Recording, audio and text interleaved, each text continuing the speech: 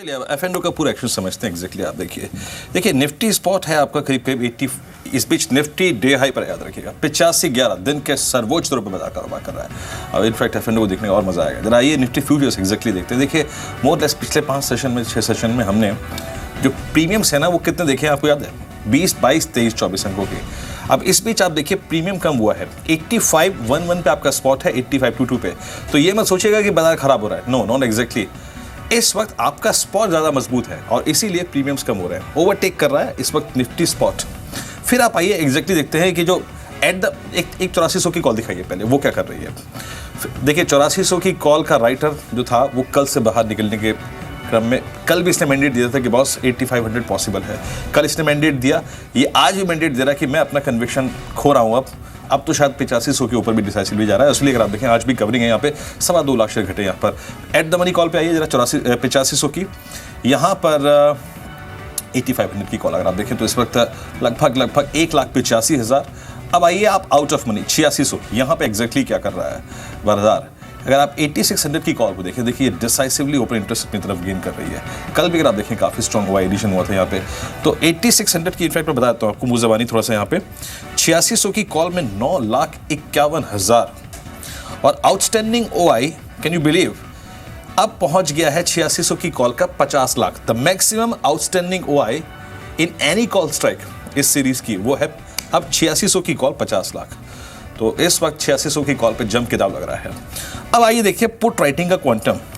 और आप देखिए आज सबसे अच्छी चीज़ है, देखिए बाजार अभी डे हाई पर आया है लेकिन अब से लगभग 1 घंटा पहले 1.5 घंटा पहले ही 8500 का पुट राइटर बड़ा एक्टिव था। और आप देखिए ये 8600 की कॉल आपकी स्क्रीन पर है। आउटस्टैंडिंग वाई करीब 50 लाख पहुंच गया। अब जरा पुट पे आइए आप, 8500 की पुट 17,96,000 शेयर जुड़े और आउटस्टैंडिंग वाई 38 लाख और 8400 की पुट में करीब 12 लाख शेयर जुड़े। यानी क्वांटम वाइज देखें तो सिर्फ 84 और 8500 के पुट में आज 30 लाख शेयर बिके हैं। आपका बेस ऊपर आ रहा है शिफ्ट होकर। आपका 8600 की कॉल जो है वो डिसाइसिवली ओपन इंटरेस्ट गेन कर रही है। तो बाजार इस वक्त as per the option statistics अच्छा लग रहा है। और याद रखिए कल के सेशन में भी FIs ने एक बड़े क्वांटम में 1500 करोड़ रुपए के क्वांटम में इंडेक्स ऑप्शन खरीदा था। तो वो आपको एक सही पिक्चर रिफ्लेक्ट कर रहा है। एक बार निफ्टी बैंक पे एग्जैक्टली निफ्टी बैंक क्या कर रहा है अगर आप देखें आशु, निफ्टी बैंक आई थिंक ये भी सेंटर ऑफ अट्रैक्शन रहा है। 18,200 पार करने के बाद आज 18,640 और मैं देख रहा था इसके ऑप्शन स्टैटिस्टिक्स 19,000 की कॉल में काफ़ी दाव लग रहा है। ज़्यादातर कॉल राइटर्स वहीं पर ही हैं इस वक्त। आउटस्टैंडिंग वाई करीब 3.25 लाख का है उसका। आप निफ्टी बैंक पर क्या क्लाइंट्स को रिकमेंड कर रहे हैं इस वक्त? वीरेंद्र, सबसे इंपॉर्टेंट जो आपने निफ्टी के स्टैटिस्टिक्स बताए और जो बैंक निफ्टी की बात की, हर हायर लेवल पे नया सेलर खड़ा हो रहा है क्योंकि उसको लगता है कि इससे ऊपर जाने की गुंजाइश नहीं है। I think that is the most important. और 8600 में जिस तरह से आपने ओपन इंटरेस्ट बोला, दैट क्लियरली शोज़ कि कहीं ना कहीं ये जितने भी 8600 वाले सेलर्स हैं, अगर मार्केट नॉर्मल स्टैंड भी लेती है तो ये सब भी ट्रैप होंगे जो सेलर्स हैं। Similar is the case with bank Nifty. So I will not be surprise if we see कि 1900 की कॉल यहाँ से 5 गुना या 7 गुना ही बढ़ जाए क्योंकि प्राइस उसकी काफ़ी लो है। सो आई थिंक मेरी एडवाइस नहीं है इस तरह की कॉल बेचने की। On the contrary bank Nifty में भी बुल स्प्रेड बनाना चाहिए। इंडोसिंड का टारगेट ऊपर है। येस बैंक जो आई थिंक कंसिस्टेंट कॉल चल रही है with 1200 rupees target. PSU banks जो कि एक वीक लिंक थे वो स्वीट स्पॉट हुए हैं और कहीं ना कहीं चाहे वो न्यू RBI गवर्नर की होप हो या कुछ और हो, क्योंकि लगता है कि कहीं शायद वो फोकस इन्फ्लेशन से हट के ग्रोथ की तरफ जाएगा। जब तक वो नहीं होता मुझे लगता है कि एक अपमूव अभी और PSU बैंक्स में बाकी है। सो आई थिंक जो इंटायर स्ट्रक्चर है मार्केट का वो इस वक्त अनलेस समथिंग अपने वेट पे हम मॉनसून, GST, रिजल्ट, कोई ऐसा इवेंट नहीं है जो इस मार्केट को अब नीचे गिरा सकता है। अगर मार्केट में कुछ करेक्शन आ सकती है तो वो सिर्फ एक ही वजह से आ सकती है, ग्लोबल मार्केट की वजह से या ग्लोबल कोई नेगेटिव न्यूज़ फ्लो की वजह से, जो एज ऑफ नाउ नहीं लगता। सो आई थिंक बैंक निफ्टी भी एक आउट परफॉर्मेंस कंटिन्यू रहेगी और अगले कुछ दिनों में आप इसका भाव इससे काफ़ी ऊपर तक का देख सकते हैं। जी, मेटल्स पर शर्मा जी आपका व्यू क्या है? हिंडाल्को, टाटा स्टील दोनों ही देखिए अभी टॉप गेनर हैं फिलहाल।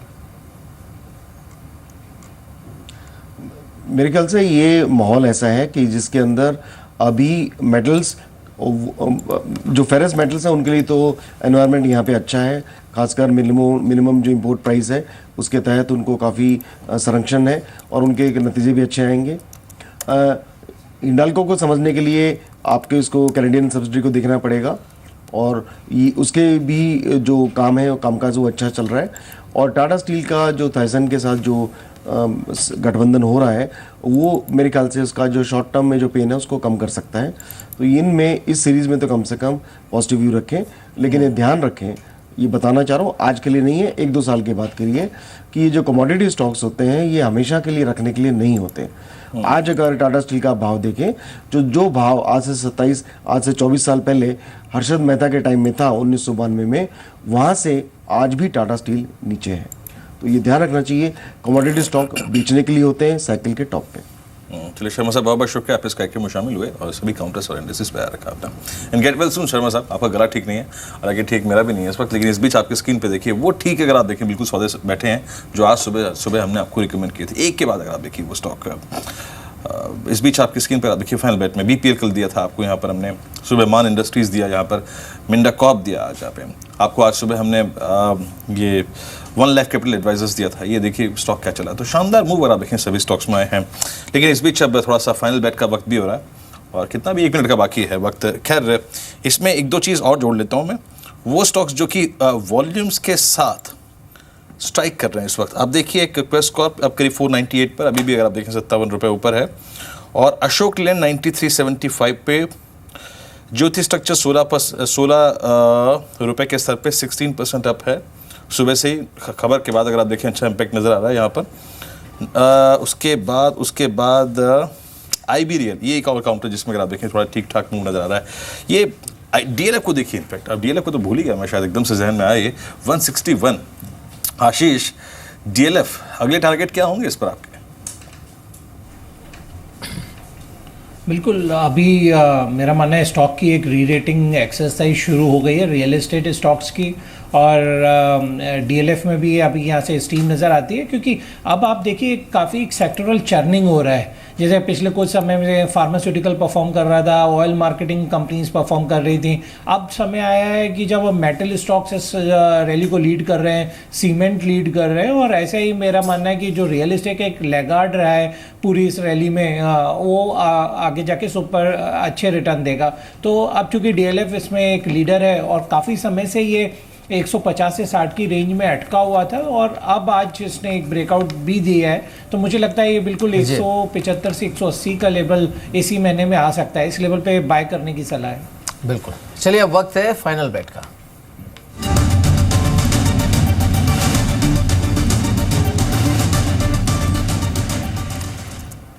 रजत, कल का फाइनल बेट आपका अभी तक चल रहा है, अब आज क्या करने वाले हैं? उस पर तो खबर आ गई, मेरे को भी एक्सपेक्टेशन नहीं थी कि इतना स्ट्रॉन्ग प्रदर्शन करेगा, लेकिन बहुत स्ट्रॉन्ग है, 14% ऊपर है BPL। आज का जो पिक है वो है इंडोरामा सिंथेटिक्स, जिसमें मैं समझता हूँ कि यहाँ पर तेजी बनेगी, और वैसे भी जो टेक्सटाइल है, जो यान बनाने वाली कंपनी है, वो बाजार पे बहुत एक्टिव है। 3850 के टारगेट में समझता हूँ स्टॉक पे इमीडिएटली लग सकते हैं। 3450 का एक स्टॉप लॉस इस पर्टिकुलर ट्रेड पे लगाना है आपको। और जिस तरीके से ट्रेड हो रहा है अभी मार्केट्स पे, इंपॉर्टेंट वीकली एवरेजेस के ऊपर है, यानी कि जो 2 हफ्ते की खरीदारी है इस हफ्ते और कंटिन्यू हो सकती है, और काफ़ी दमदार रिटर्न दे सकता है रिजल्ट से पहले। जो बीती तिमाही में रिजल्ट्स है तो Q4 में उस पर एक टर्न अराउंड था, कंप्लीटली बहुत स्ट्रॉन्ग परफॉर्मेंस कंपनी ने दी थी, इसके कारण पूरे फिस्कल की पिक्चर बदलती हुई नजर आई। फिस्कल में घाटे के मुकाबले मुनाफे में कंपनी आई थी 56 करोड़ के आसपास का मुनाफा था। लेकिन इस कंपनी के साथ खास बात यह है कि ये बुक वैल्यू के नीचे शेयर ट्रेड कर रहा है, अपनी बुक वैल्यू से नीचे है, प्राइस टू बुक अगर देखें तो, ऊपर से EV/EBITDA अपने पूरे पीयर्स के कंपेयर में अगर कंपेयर करेंगे तो इसमें सबसे कम EV/EBITDA रेशो इस कंपनी का है। तो कहीं ना कहीं स्ट्रॉन्ग वैल्यूएशंस पे कोट कर रही है, और यहाँ से चला तो काफी स्ट्रॉन्ग अपसाइड पोटेंशियल स्टॉक पे देखने को मिल सकता है। लेकिन अगर आज आप ट्रेड करते हैं तो 3850 के लक्ष्य के लिए इसको अपने पोर्टफोलियो में कैरी कर सकते हैं। चलिए, ट्रेडिंग पोर्टफोलियो में 3850 के लक्ष्य के लिए बहुत बहुत शुक्रिया। 3745 पर आप देखें ऑलमोस्ट 8% ऊपर कारोबार कर रहा है। 3750 3,94,000 शेयर का कारोबार। जब रजत ने बात शुरू करी थी तो उस वक्त वॉल्यूम्स थे 1,60,000 के, तो एक सब्सटेंशियल जंप है। देखिए 2,40,000 शेयर्स उसके बाद ट्रेड हुए हैं। 3720 पे स्टॉक TI पे कारोबार कर रहा है। खैर, यहाँ से और आगे बढ़ते हैं, कुछ और स्टॉक्स को देखिए जिनमें अच्छा मूव है। माफ कीजिएगा, DLF हो गया, NCC हो गया, इसमें अच्छी खासी मूव है। बैंक ऑफ इंडिया आधा % ऊपर। ये मैं जो बहुत स्ट्रॉन्ग वॉल्यूम्स के बीच में बढ़ रहे हैं स्टॉक्स, उनकी बात कर रहा था यहाँ पर। इंडिया बुल्स वेंचर्स 34-35, केन इंडिया करीब 155-80 पे है। ये कुछ स्टॉक्स जहाँ पे स्ट्रॉन्ग मूव है। और अगर आप देखें जिनमें अच्छा खासा मूव है, Shriram EPC, Greaves cotton, Atlanta, ये स्टॉक अच्छा मूव दे रहा है। और एक बर्नपुर सीमेंट को देखिए, छोटा स्टॉक, बहुत छोटा स्टॉक, 13.50 का स्टॉक है, आज ये भी मूव देता हुआ। ये सीमेंट स्पेस में अल्ट्राटेक सीमेंट ने आज सुबह अगर आप देखें काफ़ी स्ट्रॉन्ग मूव दिया था, अपने ट्रेडर करियर के ऑल टाइम हाई को भी छुआ। आशु, आप लोग की प्रीफर्ड पिक्स क्या है इस वक्त सीमेंट स्पेस में? I mean large cap, mid cap सबको मिला लीजिए तो। जी, लार्ज कैप तो डेफिनेटली है ही है। मैंने अभी मेंशन किया कि India cement is the fresh pick जो हमने रेकमेंड किया है लेने के लिए। मुझे लगता है कि काफ़ी टाइम से सबड्यूड रहा है, बीच बीच में एक स्पर्ट और स्पाइक आता है, बट किसी ना किसी वजह से वापस हो जाता है। मुझे लगता है अब वो एक ब्रेकआउट देखने को मिलेगा और हम इसमें काफ़ी अच्छे हायर लेवल देख सकते हैं।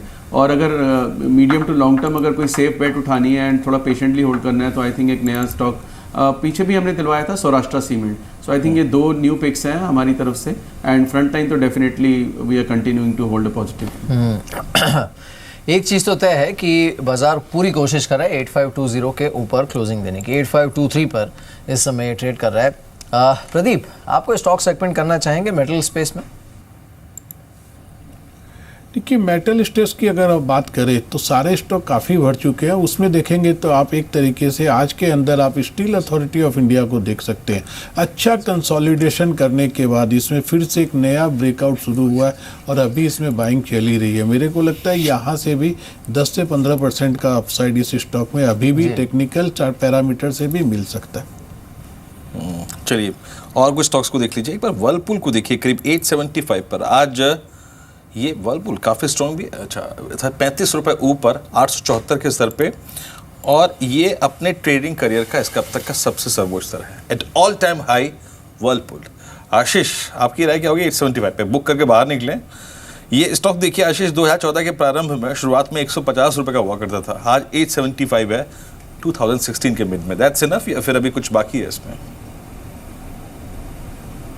देखिए, मैं तो आज जब अपना सेशन की शुरुआत की थी तो सबसे पहला पिक वर्लपूल ही कहा था, और मेरा मानना है जो कंज्यूमर ड्यूरेबल इंडस्ट्री है इसमें अब एक सारे स्टॉक्स का, चाहे वर्लपूल हो या वोल्टास हो या ब्लू स्टार हो, सभी में अच्छी तेज़ी और अच्छा एक्यूमुलेशन फंड्स की तरफ से हो रहा है। इसके अलावा जो फ्लोटिंग स्टॉक है वर्लपूल में वो भी काफ़ी लिमिटेड है, तो ज़रूर इसका मार्केट कैप सब पूरे सेगमेंट में काफ़ी ज़्यादा है, बट चूँकि फ्लोटिंग स्टॉक कम है तो ये स्टॉक मुझे लगता है जल्दी 4 डिजिट में जाएगा। इस लेवल पे बिल्कुल एक्यूमुलेट किया जा सकता है। आई मीन ठीक है, आपने यहाँ पे वर्लपूल का जिक्र किया आशीष, लेकिन वाइट गुड सेगमेंट में ही, आई मीन इसमें मैं थोड़े 2-3 स्टॉक्स और जोड़ लेता हूँ। वाइट गुड सेगमेंट पूरा का पूरा, फिर आप एक हेवल्स भी जोड़ लीजिए, इसमें क्रॉम्पटन गिब्स भी जोड़ लीजिए, बजाज इलेक्ट्रिकल्स जिसमें Q4 में नंबर काफ़ी अच्छे खासे थे। इस स्पेस में आपके कोई रडार पे है आशीष स्टॉक?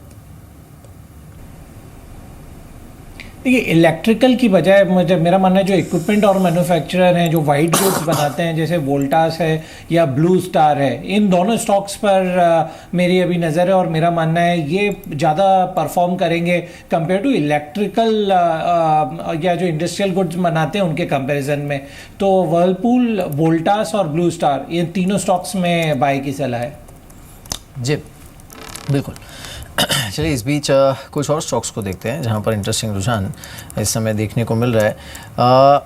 एक तो गॉडफ्रे फिलिप्स है, इस काउंटर पर 8.5% का मूव इस समय देखने को मिल रहा है। विपुल लिमिटेड और एक काउंटर है जो कि 9.5% ऊपर है। श्रीराम EPC है जो कि 9.5% ऊपर, और ये जो अनाउंसमेंट हुई है उसके बाद इनफैक्ट IDFC बैंक अब 9.5% ऊपर इन लेवल्स के आसपास ट्रेड कर रहा है इस समय।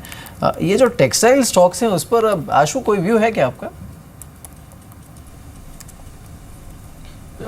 मीर काफ़ी टाइम से पॉजिटिव व्यू था, लेकिन मुझे लगता है यहाँ पे एक कंसोलिडेशन रहेगा। हमने काफ़ी सारे स्टॉक्स में पीछे बाइंग करके एक ट्रेडिंग पोजीशंस ली थी, but as of now see all said and done, अगर मार्केट में शॉर्ट पोजीशंस हैं जिसकी वजह से एक और स्पाइक मिलेगा तो मुझे लगता है कि that will be led by index and index stocks. So I think यहाँ पे थोड़ा सा कॉशियस ज़रूर रहना चाहिए, क्योंकि we tend to get complacent, और वो कॉम्प्लेसेंसी सबसे ज़्यादा मिड कैप सेक्टर में ही रहती है। So I think overall put together I would say that hold textile for a while. I think काफ़ी वैल्यूएशन वाइज एक इवन वैल्यूएशंस पे पहुंच चुके हैं, in line with the market जो मोमेंटम है उसको कंसिडर करके। सो आई वुड से कि थोड़ा सा होल्ड करना चाहिए instead of buying at these level. Ashu, एक चीज़ मैं पूछूं आपसे, आई मीन जो ये SBI में फ्रेश ब्रेकआउट आया है, आई मीन पीएनबी जितना चल गया, bank of India, bank of Baroda, इसने अगर आप देखें नचा के रखा हुआ था एसबीआई ने, 225 के ब्रेकआउट के लिए रुला के रख दिया इस स्टॉक ने, लेकिन अब 226, आई मीन चार्टी के लिए is trying to do something. आप चेस करेंगे इस स्टॉक को एसबीआई को 226 पे आशु? मेरी जो टारगेट था हमारा 230 रुपये था 190 के ब्रेकआउट के बाद से ही। I think it is very close to that target. So अभी मुझे ऐसा कोई, जैसे मैंने बोला, ओवरऑल मार्केट स्ट्रक्चर में इंडेक्स बेस्ड स्टॉक्स में मुझे कोई प्रॉब्लम नहीं लगती है, क्योंकि एसबीआई में अगर आप इसका ट्रेजेक्ट्री देखें 205 या 15 के बीच में, फिर 15 और 20 के बीच में, जिस लेवल पे कि अगर किसी ट्रेडर ने इसमें एंट्री किया तो उसमें कहीं ना कहीं एक को जिटर दिया और उससे निकल गया। तो कोई अगर उस कंसिडरेशन को हटा के मूव करता रहा तो एंड ऑफ द डे बहुत ही हेल्दी मूव मिली है इस एक्सपायरी में। एंड आई थिंक उसी मूव की वजह से अभी भी मुझे लगता है कि एज ए ट्रेडिंग पोजीशन ये अंडर ओन्ड है, एंड 230 भी क्रॉस करता हुआ देख सकते हैं हम इसको। बिल्कुल। चलिए इस बीच एक बार एक्साइड पे नजर डालते हैं। आज हमारी एक्सक्लूसिव खबर भी थी इस पर कि अपना जो इंश्योरेंस कारोबार है उसमें स्टेक सेल और स्ट्रैटेजिक स्टेक सेल कर सकते हैं, और इसके लिए इन्वेस्टर्स से इसकी बातचीत चल रही है। इस खबर के बाद अच्छा खासा मोमेंटम देखने को मिला। ICICI प्रू और सैमसंग लाइफ इंश्योरेंस ये दोनों सबसे आगे हैं ये हिस्सा खरीदने के लिए, और जो रफली जो डील की एस्टिमेटेड वैल्यूएशन है वो करीब 6,500 करोड़ के आसपास की है, और 1 मिलियन से थोड़ा ज़्यादा का कस्टमर बेस एक्साइड इंश्योरेंस का इस समय है, और जो AUM है वो करीब 9,500 करोड़ के आसपास की है। आशीष, एक्साइड पर क्या व्यू है आपका? देखिए, ये एक्साइड काफ़ी समय से ये अपनी स्टेक को बेचने की कोशिश कर रहा था, और ये जैसे ही ये डेवलपमेंट होता है और वो कैश आता है उनके पास में, तो बिल्कुल थोड़ा सा स्टॉक की एक री रेटिंग होगी, क्योंकि बैटरी स्पेस की जो दूसरी कंपनियां हैं वो काफ़ी अच्छा परफॉर्म कर रही हैं। चाहे वो एवरेडी को देखिए, अमर राजा को देखिए, काफ़ी अच्छा परफॉर्मेंस और काफ़ी रिवॉर्डिंग रहा है पिछले कुछ समय में, जबकि एक्साइड का जो परफॉर्मेंस पिछले कुछ 2-3 सालों में उतना रिटर्न नहीं निवेशकों को दिया है। तो जैसे ये एसेट सेल होता है और ये अनाउंसमेंट आता है, मेरा मानना है स्टॉक की बिल्कुल री रेटिंग होगी। किसी भी करेक्शन में इन स्टॉक को देखना चाहिए। प्रदीप, कुछ ट्रेड जोड़ना चाहेंगे आप कल के लिए जो आप कैरी करना चाहें? आई थिंक मैं आपसे बात करूंगा, आई मीन इस बीच कुछ देर में वक्त ही हो रहा है BTC ट्रेड्स को देखने का, लेकिन इस बीच अगर आप निफ्टी को देखें, निफ्टी डे हाई पर 8523 पर 55 अंकों पर ऑलमोस्ट, देखिए आज सुबह हमने जो इनिशियल कमेंट्री निफ्टी पर दी थी उसमें हम अप्रॉक्सीमेटली 8560 की ट्रैजेक्टरी को मान के चल रहे थे कि वो आनी चाहिए। तो शायद अगर कल बाजार ठीक ठाक रहा, सुबह एसएक्स निफ्टी से अच्छे संकेत रहे, तो वो ट्रैजेक्टरी आ ही जाएगी। फिर स्थिति का आंकलन की बात करेंगे, लेकिन इस बीच BTC ट्रेड्स, वो ट्रेड्स जो कि आज के स्ट्रेंथ के बाद आप कैरी कर सकते हैं कल के लिए। साक्षी हमारे साथ न्यूज़ रूम से। साक्षी, बताइए। शुक्रिया वीरेन। शुरुआत करेंगे आज हम कृणाल दायमा की कॉल्स के साथ। इनकी पहली पिक है NCC पर, यहाँ पर BTST ट्रेड रेकमेंड की है आज के लिए। टारगेट बताया 84 का, स्टॉप लॉस हम नीचे में लगा सकते हैं 79.20 का। इनकी अगली पिक बैंकिंग स्पेस है, ICICI बैंक पर बेट कर रहे हैं खरीदारी के लिए। टारगेट बताया 266 का, स्टॉप लॉस हम मेंटेन कर सकते हैं 254.50 का। आशीष चंदानी की 2 कॉल्स आई हैं। सबसे पहली कॉल है उनकी सेल पर और खरीदारी के लिए टारगेट बताएं यहाँ पर 58 के, स्टॉप लॉस मेंटेन कर सकते हैं हम 46 का। अगली पिक इनकी है केन इंडिया पर, खरीदारी की सलाह यहाँ पर भी। टारगेट बताया 164 और स्टॉप लॉस हम मेंटेन कर सकते हैं 151 का। पुनीत किंद्रा की तरफ से राय आई है, यह बैंकिंग स्पेस से एक्सिस बैंक को इन्होंने खरीदारी के लिए चुना है। टारगेट बताया 575 का, स्टॉप लॉस हम मेंटेन कर सकते हैं 550 का। इनकी आखिरी पिक देख लेते हैं। मेटल स्पेस से टाटा स्टील पर बेट कर रहे हैं खरीदारी के लिए। टारगेट बताया 354 और स्टॉप लॉस बताया यहाँ पर 333 का। जी हाँ, तो ये वो पिक्स हैं जिस पर आप नज़र रख सकते हैं इस समय। कुछ और जो पिक्स हैं वो आपकी स्क्रीन पर। स्वाति होटकर, इनका कहना है कि आपको चंबल फर्टिलाइज़र खरीदना चाहिए, 75 का टारगेट के लिए, स्टॉप लॉस रखिए 67 का। साथ ही उनकी और एक बाय कॉल है वेल्सपन इंडिया पर, 115 के टारगेट के लिए आप इसे बाय कर सकते हैं, स्टॉप लॉस रखिएगा 106 पर। और साथ ही इंजीनियर्स इंडिया लिमिटेड पर इनकी खरीदारी की सलाह है, 220 के टारगेट के लिए आप इसे खरीद सकते हैं, स्टॉप लॉस रखना चाहिए आपको 205 के आसपास का। अगर आप भी अपने किसी ट्रेड पर सवाल पूछना चाहते हैं तो आप हमें व्हाट्सएप करके इस नंबर पर 7840020000 इस नंबर पर आप हमें अपने सवाल भेज सकते हैं। इस बीच एक बड़ी खबर आ रही है केन और वेदांता पर, और ख़बर यह है कि केन और वेदांता का जो विलय था उसे LIC की तरफ से मंजूरी मिल सकती है। पहले आपत्ति जताई थी LIC ने, लेकिन अब हो सकता है कि इनकी तरफ से मंजूरी मिले। That's a big one. आप देखिए केन इंडिया, एक्चुअली केन इंडिया का काउंटर देखते हैं, उस पर ज़्यादा इम्पैक्ट होगा इसका। केन इंडिया आप देखिए देयर यू गो, 9% ऊपर केन इंडिया और वेदांता करीब 8% ऊपर 160 के लेवल के आसपास। आशीष क्या सलाह होगी आपकी? ठीक है, अब जैसा आज एक कैन के लिए तो ये भी है ना, आज ये न्यूज़ था कि शायद $5 बिलियन का उन्होंने क्लेम भी किया है जो लॉसेस हुए हैं उनको, तो कैन की अब एक री रेटिंग होती नज़र आती है। और जो कि LIC एक मेजर शेयर होल्डर था जिन्होंने इसमें अपना एक अपोजिट व्यू लिया था, तो यदि वो साथ में हो जाते हैं तो मुझे लगता है कि एक जो गवर्नमेंट का स्टैंड है वो भी एक सॉफ्ट होगा और ये शायद विलय होगा। तो ये दोनों स्टॉक कैन और वेदांता मुझे लगता है दोनों ही स्टॉक बाय करने जैसे हैं। आशु, ये बर्जर पेंट्स और एशियन पेंट्स, अब इन दोनों को नमस्कार करना चाहिए या फिर भी होल्ड करना चाहिए? Asian paints eight all time high, Berger paints eight all time high, crude की स्टोरी ने भली भांति अपना काम इस पर कर दिया है। ये वक्त वाकई अब प्रॉफिट्स को कैश में कन्वर्ट करने का, या फिर आपको लगता है भी पैसा बनना बाकी है इनमें? क्योंकि अब इनको अगर आप बेचेंगे तभी कोई नई अपॉर्चुनिटी आप तलाश पाएंगे। यस, आई थिंक वीरेन, काफ़ी हद तक मैं आपसे सहमत हूँ कि अब जो मोमेंटम है वो मिसिंग है इनके अंदर डेफिनेटली। एंड इस वक्त जो मोमेंटम मार्केट है उसमें प्लेस काफ़ी अवेलेबल हैं। लास्ट वीक हमने प्राइवेट बैंक्स की बात की थी, BPCL HPCL की बात की थी, तो इस तरह के ना प्लेस काफ़ी अवेलेबल है कि एक लिमिटेड फंड को you cannot invest in every stock, you cannot trade every opportunity. So I think in that context मुझे लगता है कि अंडर परफॉर्मिंग है इस वक्त, एंड नमस्कार या साइडलाइंस पे रहना जरूर होगा क्योंकि इस वक्त there are other options available. So with that discipline I would say कि यू आर राइट। इस बीच मैं दो चीज़ बता दूं आपको। यहाँ पे एस्कॉर्ट्स एक बार फिर से अपने ऑलमोस्ट 3 साल के हाइज की तरफ बढ़ता हुआ। आप एस्कॉर्ट्स को देखिए एक बार जरा, ये देखिए 226 पे। आई मीन अभी 1-2 दिन पहले का ही हाई था मेरे ख्याल से 228 का।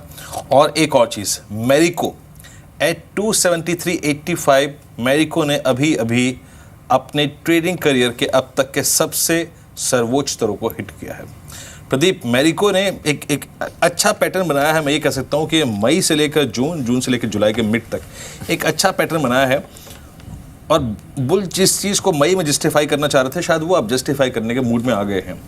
आपको क्या लगता है प्रदीप, अभी यहाँ से एक और मूव ड्यू है कम से कम, नहीं तो 20 से 25 रुपए के ट्रांच का एक? जरूर वीरेंद्र, जो स्टॉक अपने लाइफ टाइम हाई पर ट्रेड करता हो, और अपने को ये बात भी नहीं भूलनी चाहिए कि मिड कैप इंडेक्स भी अब अपने लाइफ टाइम हाई के ऊपर ही ट्रेड करने की चेष्टा कर रहे हैं। तो आपको इस तरीके की अपॉर्चुनिटी, और जैसा अभी आशु जी ने कहा कि बात बहुत सही है कि आपको बहुत अच्छे अच्छे स्टॉक, आप हर स्टॉक में ट्रेड नहीं कर सकते और हर जगह पैसे नहीं लगा सकते हो। तो आपको इस तरीके की चीज़ें जो बाजार से बहुत पहले अपने लाइफ हाई पे जा रहे हैं, इन अपॉर्चुनिटी पे तो आपको ज़रूर मूव करना चाहिए। जी बिल्कुल। चलिए, इस बीच बाज़ार बंद होने में करीब 9 मिनट का समय बाकी और निफ्टी 8524 पर। हो सकता है आज बाज़ार की क्लोजिंग और कल ओपनिंग के पहले RBI के नए गवर्नर के नाम का भी ऐलान हो जाए। अब कल से खबर चल रही है बाज़ार में कि अरविंद पनगड़िया हो सकते हैं। आज कुछ और नाम जो उभर कर सामने है, इसमें उर्जित पटेल और अरविंद सुब्रमण्यम का भी नाम आया। बट द फैक्ट इज़ कि जब तक इस नाम की घोषणा ना हो तब तक इंतज़ार करना ही बेहतर है। लेकिन इनमें से कोई भी नाम क्या ऐसा है आशीष जिससे बाज़ार अपसेट होने की कोई वजह ढूंढे अमॉन्ग दीज 3 नेम्स? नहीं, मुझे तो ऐसा कोई रीज़न नज़र नहीं आता। और मेरा मानना है कि जो भी नाम आएगा उसको बाज़ार पॉजिटिवली लेगा, क्योंकि कम से कम उनमें गवर्नमेंट की बैकिंग के साथ में RBI गवर्नर का अनाउंसमेंट होगा और शायद वो गवर्नमेंट के जो एजेंडाज हैं उनको आगे बढ़ाएगा। तो मुझे नहीं लगता कि किसी भी नाम से बाज़ार में कोई निराशा होगी। और जो बाज़ार का मोमेंटम बना हुआ है एनीवे वो सिर्फ इस एक रीज़न से नहीं बना हुआ है कि RBI गवर्नर का कोई अनाउंसमेंट होगा। वो बाज़ार अभी अपने फैक्टर्स के कारण से ही चलेगा आगे। प्लीज़ जरा आगे बढ़ते हैं। प्लीज़ जरा स्टॉक दिखाइए जरा आप एक बार। और एक बार ये आपकी स्क्रीन पर निफ्टी गिरने सारा स्टील, ICICI बैंक है, हिंडाल्को है, कुछ और काउंटर जहाँ पे काफ़ी अच्छी खासी स्ट्रेंथ है। ग्रासिम, ONGC 227 पे आप देखें ONGC। आशु, ये ONGC आपको स्ट्राइक कर रहा है प्राइस वाइज? मुझे मालूम है शायद क्रूड के लेवल्स पे शायद आप बहुत कंफर्टेबल ना हो, but price wise ONGC is trying to do something. I mean, इसको जिसे कहते हैं ना भाव भगवान चाहिए, उसको स्वीकार करना पड़ेगा आपको। ONGC आपको कुछ अट्रैक्टिव लग रहा है इस प्राइस पे 227 पे?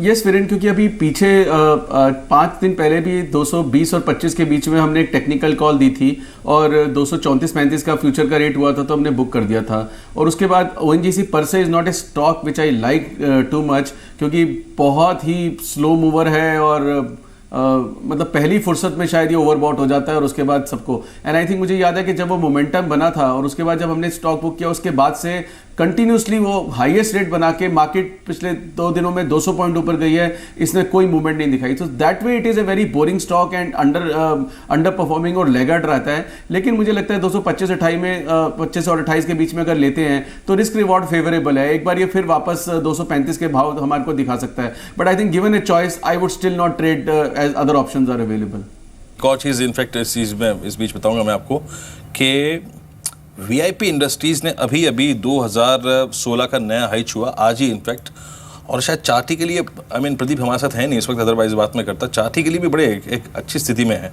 आशीष, आपका कोई यहाँ पर व्यू है VIP इंडस्ट्रीज़ पे, क्योंकि इसने वाकई 2015 के मिड से लेकर अब तक एक सब्सटेंशियल जंप दिया है 70 से 125। आई थिंक मैं इस चार्ट को देख रहा हूँ क्लियरली कि 130 के बाद ये टिपिकल स्ट्रेंथ वाले जोन में आ जाएगा। जी, स्टॉक ने पिछले कुछ समय में दिया वीरेंद्र देखें तो मिड कैप स्टॉक्स में थोड़ा अंडर परफॉर्मेंस दिया है। यदि 52 वीक हाई लो देखें तो 70 रुपये से आज करीब 125 रुपये की रेंज में ही स्टॉक में मोमेंटम रहा है और अब ये एक पर्टिकुलर जोन को ब्रेकआउट करके आगे बढ़ने की कोशिश कर रहा है। और इसके अलावा ये जो ट्रेडर्स का काफ़ी समय से फेवरेट हुआ करता था, पर पिछले 1-2 साल से यदि आप देखें तो एक जो फेवरेट इसका एक जो ट्रेडर्स के बीच में एक फेवरेट स्टेटस था वो चला गया था, जो इसके कारण से काफ़ी नैरो रेंज में मूव हो रहा है। बट मेरा मानना है चूँकि कंजम्पशन का ये भी एक पार्ट है VIP इंडस्ट्रीज़, तो चूँकि सारे स्टॉक्स को फ़ायदा हो रहा है तो VIP इंडस्ट्रीज़ को भी बिल्कुल बेनिफिट मिलेगा। और अब इस ब्रेकआउट के बाद ये स्टॉक 140-145 भी जा सकता है। आशु, फाइनली आपसे मैं एक प्रश्न पूछूंगा, 2 ट्रेड्स जो कि आपको लगता है कि इस सीरीज के सेकंड हाफ में डोमिनेट कर सकते हैं, मैं whether it's a part of FNO, कोई दिक्कत की बात नहीं हो या ना हो, 2 ट्रेड्स या फिर 2 stocks.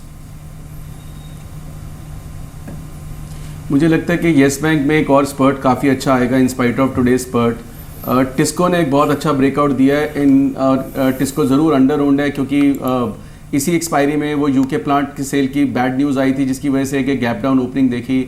I think there is a fair chance कि इसमें शॉर्ट पोजीशंस होंगी और ये हमारे को एक 350 के ऊपर का भाव भी देखने को मिल सकता है। So I think on the long side ये 2 ट्रेड क्लियरली नज़र आते हैं।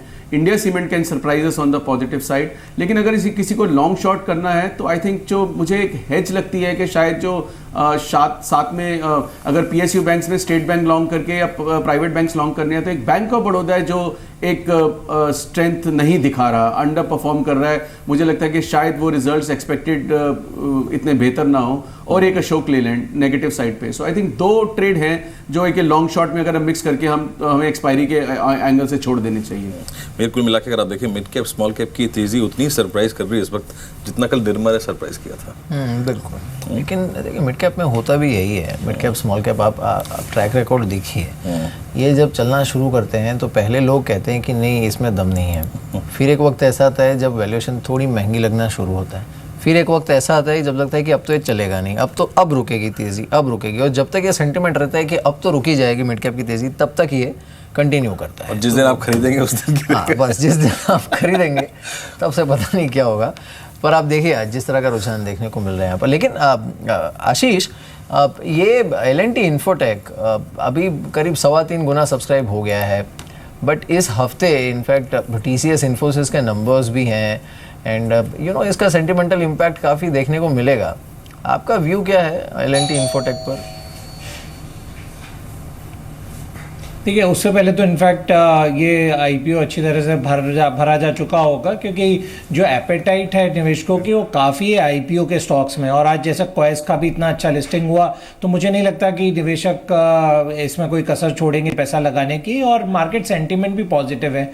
और जहाँ तक इन दोनों इन्फोसिस TCS के नतीजे का सवाल है, मुझे लगता है कि ये इस क्वार्टर में जो पिछले कुछ क्वार्टर से एक इम्प्रूवमेंट आने की उम्मीद है, क्योंकि US का जो डेटा आ रहा है वो काफ़ी अभी पॉजिटिव डायरेक्शन में आ रहा है, जैसे अभी जॉब डेटा वगैरह भी आया, तो मुझे नहीं लगता कोई निगेटिव सरप्राइजेज आईटी के नतीजों में शॉर्ट टर्म में कोई उम्मीद करते हैं, तो बिल्कुल इस इशू में भी अप्लाई करना चाहिए। आशीष आपकी अभी घंटी बजी, जरा प्लीज देखिए कौन है, तब तक हम क्लोजिंग करके आते हैं जरा यहाँ पे। निफ्टी को देखिए, ऑलमोस्ट अगर आप देखें डे हाई पर दिन के सबसे सर्वोच्च स्तर पे लगभग 52 अंकों पर 85.20 के स्तर पे क्लोजिंग आती है। CY16 की नई उच्चतम स्तरों की क्लोजिंग है आज के। अगर आप देखें टॉप परफॉर्मिंग स्टॉक रहे वो स्टॉक जो कि आज निफ्टी को यहाँ तक खींच के लाया, उसमें सबसे ऊपर एक बार फिर से आज टाटा समूह, टाटा स्टील लगभग 342.90 के स्तर पे, ICICI बैंक दूसरे पायदान पर लगभग 0.5% ऊपर, उसके बाद हिंडाल्को और एक्सिस बैंक यानी दो प्राइवेट बैंकिंग स्पेस और दो मेटल्स के स्टॉक्स ने आज बाजार को यहाँ पहुंचाया। और पांचवें पायदान पे था मारुति सुजुकी 92 रुपए ऊपर 2% की तेजी के साथ, ग्रासिम, HDFC और साथ ही साथ ONGC ये कुछ काउंटर्स। रिलायंस इस बीच आज देखिए, रिलायंस को हम भूल गए बात करना, रिलायंस भी आज 1000 रुपए के ऊपर, बड़ी अगर आप देखें भुला दिया गया रिलायंस है, फ्रेंकली स्पीकिंग कभी बात ही नहीं करते हैं इसकी। आज 1000 के लेवल को इसने रीगेन कर लिया, it's a breakout on chance. आगे बढ़ते हैं, आज की कुछ कमजोर स्टॉक्स जो कि नहीं चल पाए, उसमें सबसे ऊपर था टाटा पावर, BPCL बैकफुट पे था, 100% की गिरावट यहाँ पे थी। सिप्ला और विद्युत फार्मा ये कुछ ऐसे स्टॉक्स जहाँ पर आज थोड़ी सी सॉफ्टनेस दिखाई दी। उसके बाद Coal India, bank of Baroda, BHEL, Asian Paints ये कुछ ऐसे स्टॉक्स जहाँ पर आज काफ़ी कमजोरी देखने को मिली, या फिर आप कह सकते हैं कि कमजोर इतने नहीं थे, शायद बाजार अपने आप को ऐसे मोमेंटम में रखे हुए हैं कि जहां लाल निशान होते हैं वो थोड़ा सा बाजार को हमको डिसअपॉइंट करता है फ्रेंकली स्पीकिंग। और एक दो सेक्टर्स देख लेते हैं। बैंकिंग आपकी स्क्रीन पर आप देखें, federal bank, mid cap banking Swiss में 1 रुपये % ऊपर, SBI आप देखें 2 रुपये ऊपर। मार्केट्स क्लोज, निफ्टी इस अपने कैलेंडर वर्ष 2016 के सर्वोच्च स्तरों पर बंद 50 अंकों पर 85.17, और ऑलमोस्ट आप देखिए तो इस वक्त एक शानदार क्लोजिंग और शानदार स्टैटिस्टिक्स अगर आप देखें आज ऑप्शंस के रहे, फ्यूचर्स के रहे, मिड कैप स्मॉल कैप ने भी आज काफ़ी स्ट्रॉन्ग पार्टिसिपेट किया, स्ट्रॉन्ग पार्टिसिपेशन था और मार्केट ब्रेथ भी काफ़ी अच्छी खासी थी। तो ओवरऑल अगर आप देखें तो एक शानदार क्लोजिंग आज के सेशन में। बिल्कुल। अब चलिए ये भी देख लेते हैं आज की क्लोजिंग जिस तरह की है, उसमें 11 महीने की ऊंचाई पर बाजार फिर से एक बार बंद होते हुए फास्ट 50 की जो हिट कॉल्स हैं वो आपकी स्क्रीन पर श्रीराम, EPC, ARSS इंफ्रा, ये कई सारे स्टॉक्स हैं जिस पर आज रुझान काफ़ी अच्छा देखने को मिला है। गॉडफ्रे फिलिप्स है जिस पर काफ़ी अच्छा मूव देखने को मिला है। लेकिन एक अच्छी चीज़ ये है आशु कि आज इंटरनेशनल क्यूज जिस तरह के हैं, हमने डाउ फ्यूचर्स में भी 80-90 पॉइंट्स की तेज़ी देखी है। 8600 पर नज़र रखनी चाहिए क्या कल के लिए?